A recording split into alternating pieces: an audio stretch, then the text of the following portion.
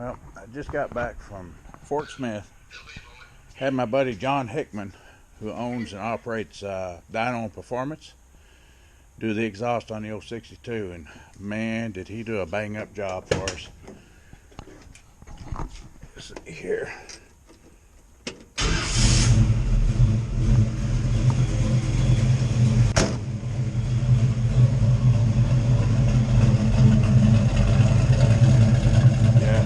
Really nice tone to it.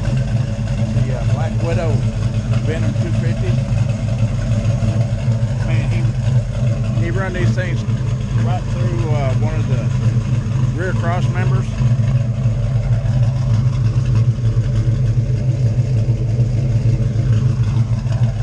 Yeah, extremely happy with it. Sounds great. Like I say, he did a professional job, man. It looks super. Anyway, I just wanted y'all to hear it. She's on the road officially now.